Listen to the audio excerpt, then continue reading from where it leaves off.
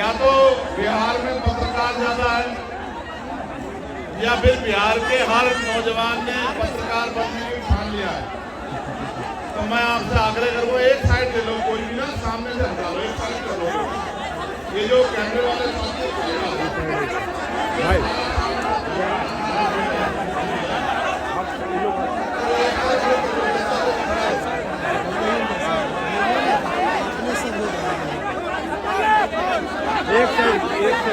एक साइड उधर कीजिए ना।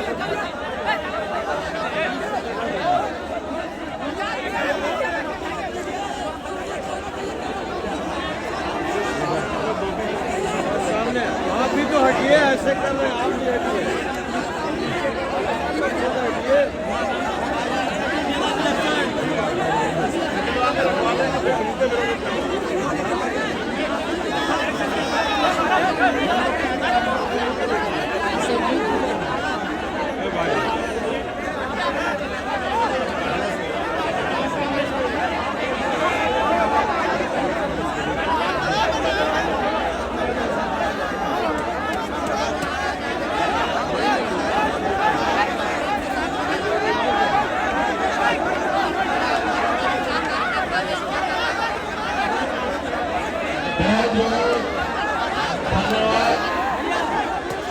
सबसे पहले तो मैं आज आप सबको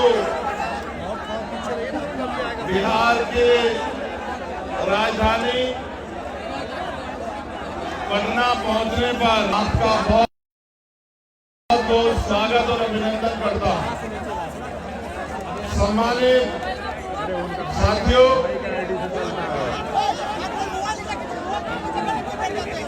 आज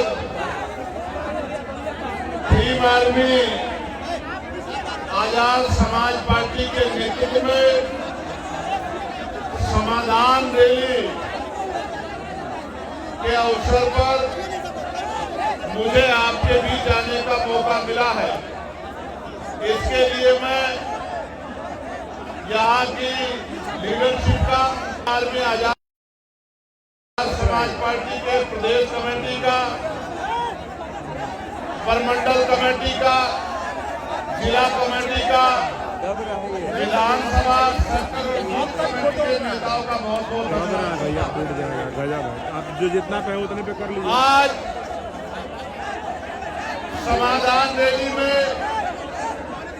अपनी बात को रखते हुए मैं सबसे पहले सभी धर्मों में जन्मे सभी संतों, गुरुओं और महान पुरुषों को नमन करता हूं। उनमें भी करुणा के सागर तथागत गौतम बुद्ध, संत शिरोमणि सद्गुरु रविदास जी महाराज, भगवान वाल्मीकि महाराज, गुरु नानक देव और संत कबीर जी को नमन करता हूं। साथ साथ ज्योतिबा फूले,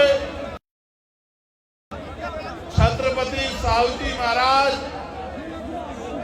डॉक्टर बाबा साहब अम्बेडकर, ईवी पेरियार रामानायकर स्वामी, पेरियार ललई यादव, बाबू जगदेव प्रसाद कुशवाहा, जननायक कपूरी ठाकुर, महाराजा चौहरमल, बिजली पासी, अर्जक संघ के संस्थापक सदस्यों में रहे चौधरी महाराज सिंह भारती, महामना रामसूर वर्मा, मान्यवर दीना भाना वाल्मीकि और मेरे गुरु मान्यवर साहब काशीराम जी को नमन करता हूं।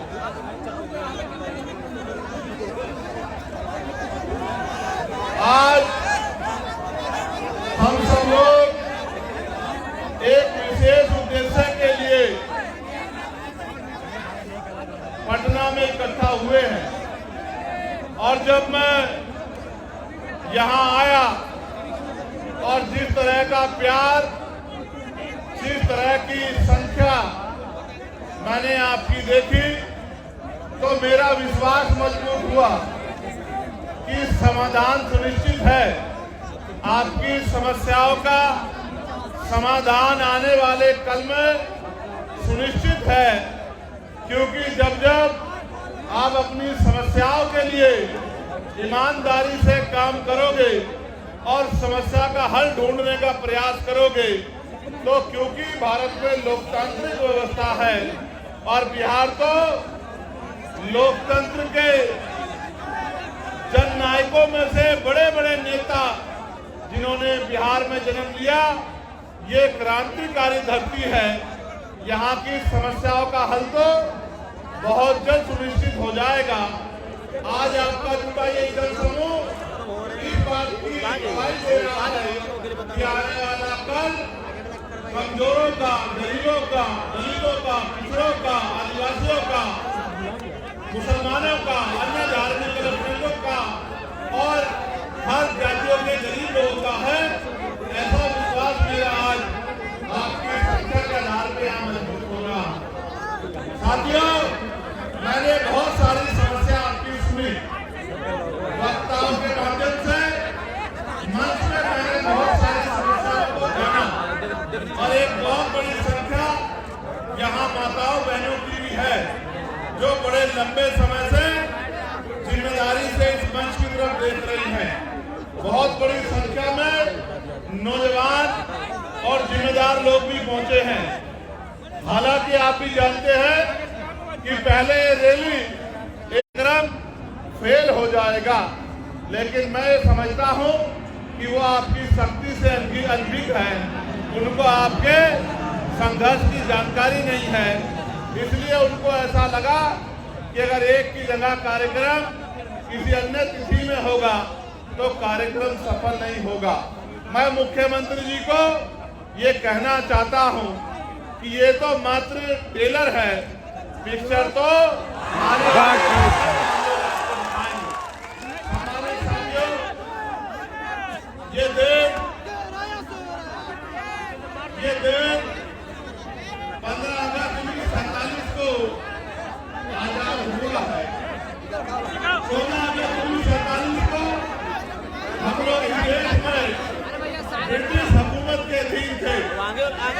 ब्रिटिश हुकूमत के अधीन होने के कारण इस देश में बहुत सारे हक अधिकार हक वंचित समाज के लोगों ने, यहाँ तक कि देश में सदियों से चली आ रही कुप्रथाएं भी थी, जिनमें विधवा विवाह न होना, बाल विवाह होना, महिलाओं को सती प्रथा जैसी कुरीतियों का सामना करना और भी ऐसी बहुत सारी कुरीतियां और प्रतिबंध लगा के हक वंचित समाज के लोगों को गरीबी, बेबसी, लाचारी और जौन जाति का जीवन जीने के लिए मजबूर किया गया था। ये बात मैंने आपको इसलिए बताई कि आज भी आपकी समस्याओं में ये समस्याएं प्रमुख हैं कि रोटी, कपड़ा, मकान जो बुनियादी जरूरत है, खाने के लिए रोटी, पहनने के लिए कपड़ा, सर ढकने के लिए छत, पीने के लिए साफ पानी और आत्म सम्मान का जीवन, ये बुनियादी जरूरतें हैं। 75 साल की आजादी के बाद भी आज तक सरकारें अंतिम व्यक्ति को रोटी, कपड़ा, मकान, अच्छे कपड़े और पीने के लिए पानी की व्यवस्था कराने में कामयाब नहीं हो पाई। ये इस लोकतंत्र का सबसे बड़ा फेलियर है। जो काम आजादी के 10 सालों के अंदर हो जाना चाहिए था, वो काम आजादी के 75 सालों के बाद भी नहीं हुआ है। इसका उदाहरण ये है कि देश के प्रधानमंत्री कहते हैं कि हम 80 करोड़ लोगों को मुफ्त में राशन देते हैं। अगर इस देश में लोगों की जेब में पैसा होता, वो गरीबी के जीवन से निकल पाते, तो 80 करोड़ लोगों को मुफ्त में राशन नहीं देना पड़ता। क्योंकि भारत का खून स्वाभिमानी खून है। ये हाथ फैलाने में नहीं, मजबूती से संघर्ष करने में भरोसा रखता है, लेकिन इसको मजबूर किया गया हाथ फैलाने के लिए, सिस्टम बना के किया गया है। मैं इसलिए आपसे कह रहा हूं और मैं तर्क के साथ आपको कहना चाहता हूं बात को दिखाएगा कि भारत के साथ साथ कई ऐसे अपनी कंट्रियां भी हैं, कई ऐसे देश भी हैं जो भारत के समकालीन या भारत के बाद आजाद हुए, और आज उन देशों में जाके देखोगे तो आपको एहसास होगा कि वो भारत से लगभग 50 साल आगे चल रहे हैं। जब एक समय में आजाद हुए देश अगर बहुत दूर ना जाके यहीं चाइना को देखा जाए, भारत की इकोनॉमी, यहाँ के नेतागण 5 ट्रिलियन बनाने की बात करते हैं। अगर हम चाइना की इकोनॉमी से उसकी तुलना करें तो हम 1/4 पर भी नहीं पहुंच पाए हैं। एक समय में आजाद हुए देशों में इतना अलग अलग तरह का आर्थिक गैर बराबरी का जो उदाहरण मिलता है, ये इस बात का उदाहरण है कि आज भी इस देश का अंतिम व्यक्ति बुनियादी सुविधाओं से वंचित है। और मुझे कहने में कोई परहेज नहीं है कि इनमें भी दलित, आदिवासी और पिछड़े वर्ग के लोगों के हाल बहुत बुरे हैं। आज भी हमारी बहनों को घर चलाने के लिए कोल्हू पे काम करना पड़ता है, भट्टों पे काम करना पड़ता है, दूसरों के जमींदारों के खेतों में काम करना पड़ता है, सर पे ईंटें उठानी पड़ती है। मुझे सबसे बड़ी पीड़ा तब हुई थी जब कोरोना काल में मजदूर शहरों से पलायन करके घर की तरफ चला था, और इन सरकारों के पास उन मजदूरों को देने के लिए, घर पहुंचाने के लिए ट्रेन की व्यवस्था भी नहीं थी। इस मेरे परिवार ने जो दूसरों के महल बनाता है, घर बनाता है, बिल्डिंग बनाता है, कंपनी बनाता है, इन अमीरों के पास कोरोना काल में इन गरीबों को का पेट भरने के लिए रोटी की व्यवस्था भी नहीं थी। मैंने देखा किस तरह मजदूर पलायन करके आया, कहीं ट्रेन के नीचे जाके मरा, कहीं भूखे पेट मरा, कहीं पानी की कमी के कारण मरा, और माए अपने बच्चों को बैग की चैन के ऊपर अपने बच्चों को लिटा लिटा के सफर कर रही थी। पैर में छाले पड़ गए, हाथों में छाले पड़ गए, गले सूख गए, हृदय गति रुक गई, हजारों लोगों की जान गई। लेकिन यहाँ की और केंद्र की निकम्मी सरकार बैठ के गरीबों की मौत का तमाशा देखती रही। ये हमने अपनी आंखों से देखा। सबसे ज्यादा मजदूर अगर देश के किसी कोने में जाता है तो वो बिहार का व्यक्ति है, जो अपना पेट पालने के लिए अन्य अन्य से प्रदेशों में जाके रोजगार ढूंढने का काम करता है। ये इन 15-15 साल चली निकम्मी सरकारों की देन है, जिन सरकारों की वजह से आज भी यहाँ का पढ़ा लिखा नौजवान रोजगार नहीं पा पाता है, और माताओं बहनों को भी घर को चलाने के लिए मजदूरी करना पड़ता है। गरिमाई जीवन देने का काम भी सरकार नहीं कर पाई है। आज जब हम लोग आजादी का अमृत उत्सव मना रहे हैं, अभी पार्लियामेंट में सेंट्रल हॉल में ये कहा गया प्रधानमंत्री जी द्वारा कि 75 साल हो गए हैं, ये अमृत काल है। ये कैसा अमृत काल है जहां एनसीआरबी का डाटा ये कहता है कि रोज महिलाओं के शरीर की धज्जियां उड़ाई जाती है, सामूहिक बलात्कार होते हैं, महिलाओं को तेजाब से नहलाया जाता है, महिलाओं की अस्मत को रोंदा जाता है, महिलाओं को दफ्तरों में और दफ्तरों के बाहर और गांव में सामंती व्यवस्था के आगे अपने आत्म सम्मान की रक्षा वो नहीं कर पाती। ये भी हमारे सामने ही है। और सरकारें कहती है और व्यवस्था कहती है कि भारत एक ऐसा देश है जहां महिलाओं को पूजा जाता है। मेरे बराबर में मीडिया की बहनें खड़ी हैं, नीचे महिलाएं जो पुलिस की नौकरी कर रही हैं वो बहनें भी खड़ी हैं। कभी उनके मन से भी पूछ के देखना कि रात को 10-11 बजे क्या वो उत्तर प्रदेश में, बिहार में या उत्तर प्रदेश में या देश के किसी भी प्रदेश में क्या ईमानदारी से निकल सकती है? सच ये है वो अकेले तो छोड़िए, वो परिवार के साथ भी आज नहीं निकल सकती है। ऐसी ऐसी घटनाएं सामने आती है कि हृदय कांप जाता है। और कुर्सी में बैठे नेता और उनके चाटुकार अधिकारी ऐसी ऐसी घटनाओं पे आंखें बंद कर लेते हैं। जब मैं बिहार के साथियों से बात करता हूं तो पता लगता है 13 साल की बच्ची का रेप हुआ, 12 साल की बच्ची का रेप हुआ, 15 साल की बच्ची गायब हो गई, 2 सगी बहनें गायब हो गई, कहीं मार के 2 बहनों को लटका दिया गया। तो ऐसा महसूस होता है कि देश में गरीबों का, और गरीबों में भी दलित पिछड़े आदिवासियों का, उनकी बच्चियों की इज्जत का कोई मोल नहीं है। यहाँ देश में कुत्ते, बिल्ली, बकरी, गाय, गधे, घोड़े की इज्जत है, उनका भी सम्मान है, लेकिन इंसानों का सम्मान नहीं है। तो ये महसूस होता है कि ये सरकारें किसका काम कर रही है? क्या ये गरीबों का काम कर रही है या ये अमीरों का काम कर रही है? जहाँ हमारे सेना में घोर जातिवाद और अपमान का सामना करने वाले हमारे साथी भी यहाँ मौजूद हैं, जो लंबे समय से इस गैर बराबरी और फिर अन्याय के खिलाफ लड़ रहे हैं। लेकिन मुझे बड़े कष्ट के साथ कहना पड़ रहा है कि ये सत्ता के पास भी गए और विपक्ष के बड़े बड़े नेताओं के पास भी गए, लेकिन इनकी समस्या का समाधान सरकार नहीं कर पा रही है। इसका मतलब सरकार नहीं चाहती कि सेना के साथियों के तिरंगे को उठाने वाले साथियों का सम्मान होना चाहिए।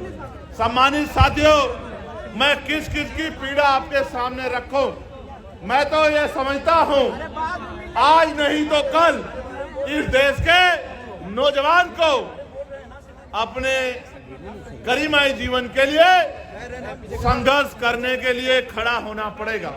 और जब तक इस देश का नौजवान और इस देश में भी बिहार का नौजवान अपने पैरों पे खड़ा होके इस जुल्म, जाति, गरीबी, बेबसी, लाचारी की बेड़ियों को काटने का काम नहीं करेगा, तब तक इन सत्ता में बैठे फर्जी मसीहाओं के जरिए आपकी जिंदगी बदलने वाली नहीं।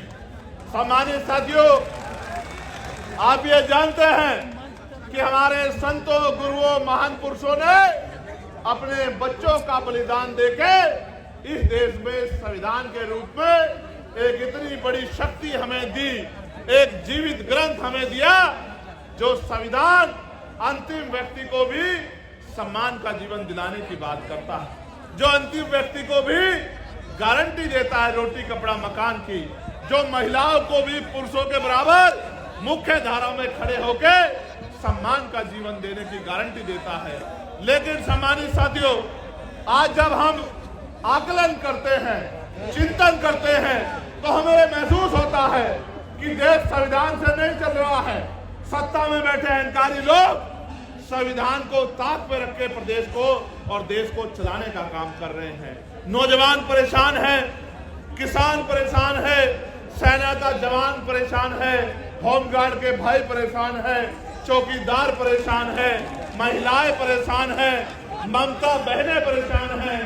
और अगर कोई परेशान नहीं है तो आपके राजभवन में और आपके विधानसभा में बैठे आपके नेता जो मोटी मोटी तनख्वाह लेके अपने बच्चों का ध्यान रखते हैं, अपने बच्चों को विदेशों में पढ़ाते हैं, अपने बच्चों का इलाज प्राइवेट हॉस्पिटल में कराते हैं और गरीब जनता को जुमला बोल बोल के बेवकूफ बनाने का काम करते हैं। मैंने पार्लियामेंट में अंतिम व्यक्ति के आवाज उठाने का काम किया, चाहे होमगार्ड के भाइयों की समस्या हो, चाहे चौकीदार भाइयों की समस्या हो, चाहे आशा आंगनबाड़ी बहनों की समस्या हो, का काम किया।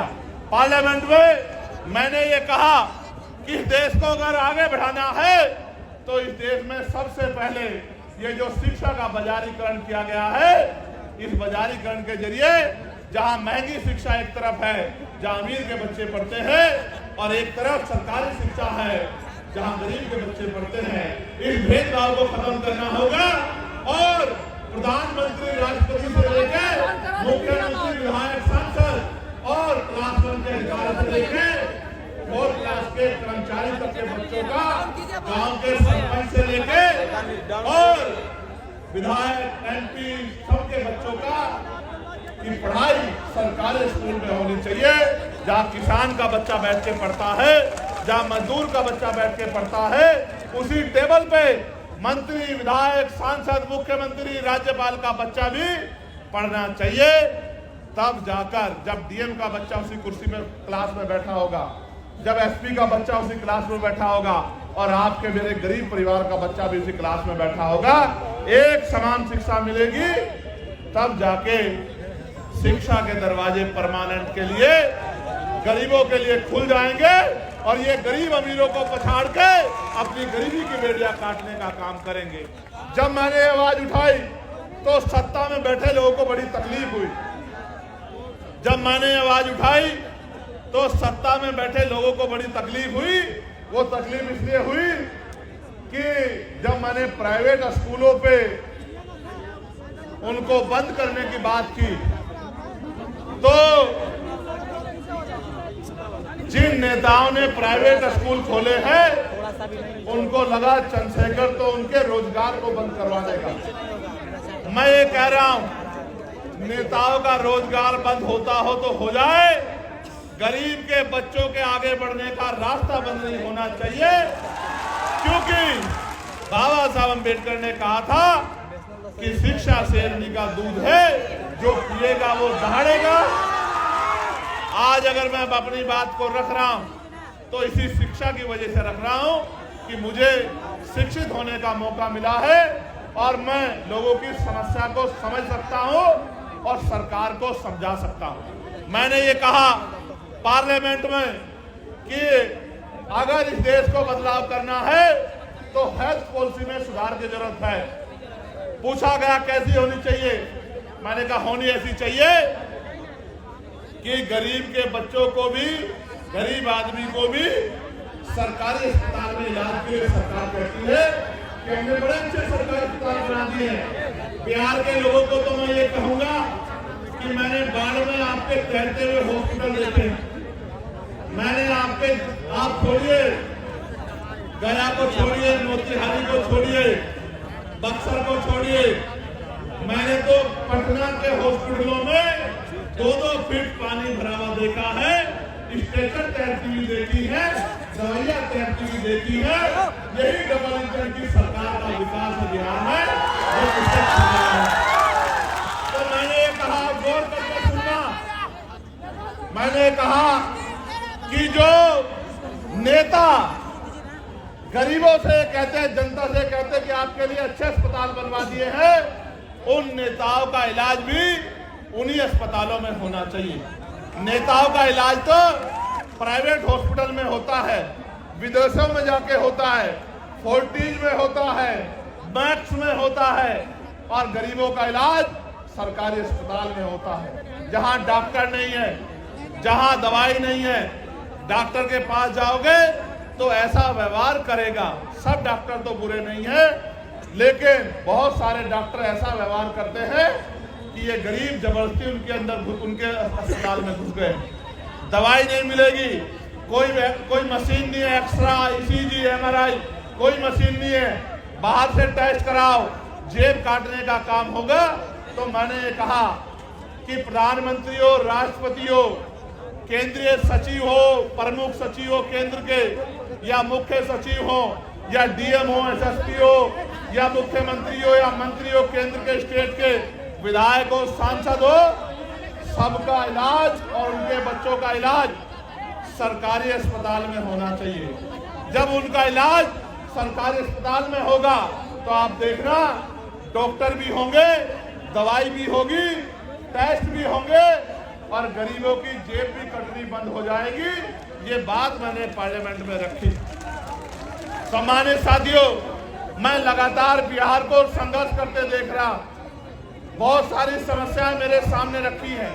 मैं आपको बहुत बड़ी गारंटी तो नहीं देता, क्योंकि इस गारंटी का काम तो देश के प्रधानमंत्री ने ले रखा है कि वो गारंटी बहुत देते हैं। वो तो इतनी गारंटी देते हैं कि इनकी गारंटी में कमजोर वर्गों के जीवन की गारंटी भी पीछे चली गई है। इसलिए मैं आपको एक ही गारंटी दे सकता हूं कि रोटी, कपड़ा, मकान पीने के लिए साफ पानी, पहनने के लिए अच्छे कपड़े, अच्छी शिक्षा, अच्छी चिकित्सा और नौजवानों को, पढ़े लिखे नौजवानों को रोजगार, महिलाओं को घर पे कुटीर उद्योग लगा के रोजगार। ये बहुत कोई बड़ा काम नहीं है। मैं आपको गारंटी देता हूं, आने वाले समय में आप आजाद समाज पार्टी को अवसर देना। अगर 1 साल के अंदर ये काम करके नहीं दिखाया तो जो आप कहोगे वो बात हम लोग करेंगे। आप मुझे लंबे समय से कभी किस पार्टी को मौका देते आए हो? कभी आप किसी को बनाते हो, कभी आप किसी को बनाते हो और 5 साल तक आप इंतजार करते हो कि ये नेता किसी के बारे में ऐसे शब्द ना कहो जो आप अपने पिता के लिए नहीं सुन सकते। अगर सुन सकते हो तो कहो। मैं आपको गलत रास्ते पे नहीं ले जाना चाहता। हमेशा याद रखो, दूसरे के लिए उन्हीं शब्दों का प्रयोग करो जो आप अपने लिए सुन सकते हो। अगर नहीं सुन सकते हो तो ऐसे शब्दों का प्रयोग ना करो, क्योंकि हर आदमी सम्मान रखता है। हमारा उनका राजनीतिक विरोध है, उनके कार्यशैली अच्छी नहीं है।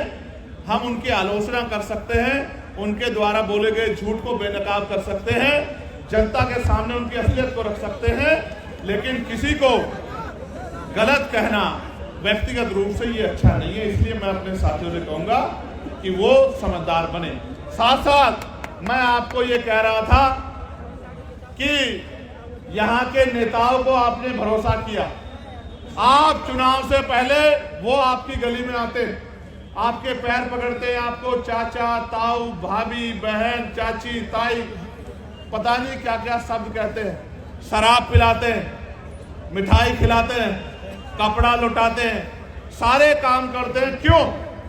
क्योंकि बाबा साहब अम्बेडकर ने अपने 4-4 बच्चों के कुर्बानी देके आपकी उंगली में वो शक्ति दी है, जिसको चाहे कुर्सी पर बिठा दो और जिसको चाहे कुर्सी से गिरा दो। अगर ये वोट की शक्ति आपके पास नहीं होगी सम्मानित साथियों, तो आपकी बस्तियों में पैर रखने के लिए कोई नहीं जाता। ये बाबा साहब अम्बेडकर के संघर्षों का परिणाम है कि चुनाव के बीच में, चुनाव के समय ये लोग आपके बीच आते हैं, लेकिन चुनाव के बाद क्या? 5 साल तक आप लोग इंतजार करते हैं कि नेता दोबारा दिखाई दे जाए, लेकिन नेताजी दोबारा नहीं आते। आप उनके दरवाजों पर जाते हो तो वो गेट बंद कर लेते हैं और ये कहते हैं कि नेताजी यहाँ नहीं है। आप ये बताओ, इन नेताओं के सारे आप अपनी लड़ाई को लड़ लो। मैं आपको 3-4 समस्या यहाँ की रखता हूँ, जो साथी यहाँ उपस्थित भी हैं। एक समस्या जो बड़ी समस्या है वो हमारे होमगार्ड के भाइयों की है।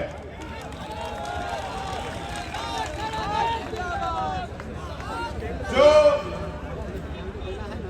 विज्ञापन संख्या 2/2/2011 की बहाली 2022 में ली गई, 13 वर्षों के विलंब से बहाली की गई। इसके बावजूद भी फिजिकल, मेडिकल एवं औपबंधिक मेगा सूची नाम रहते हुए इन लोगों को नियुक्ति नहीं दी जा रही है।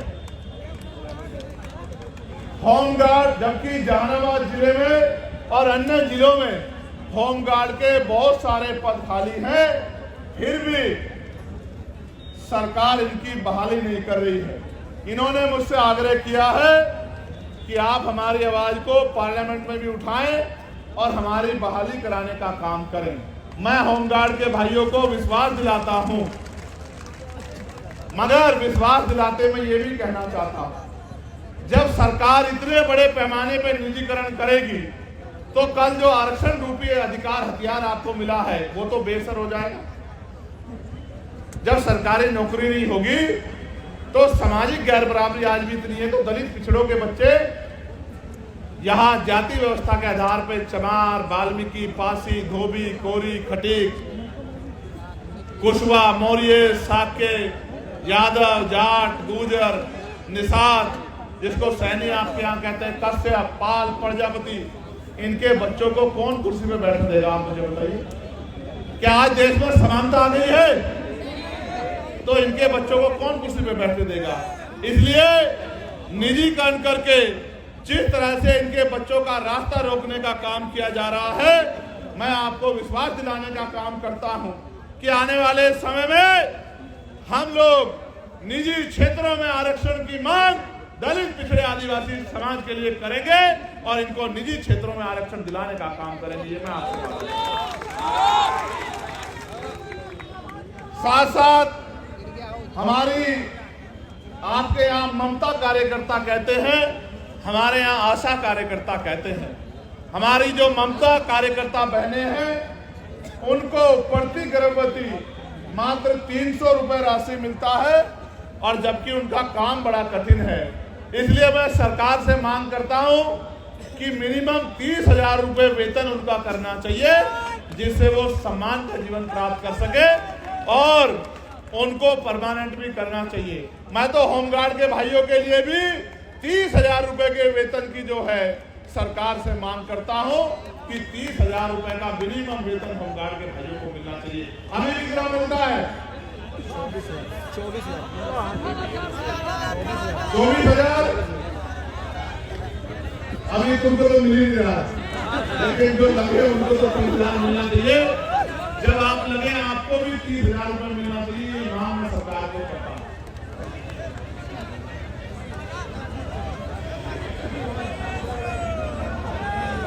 ज्वाइनिंग नहीं हो रही है ना,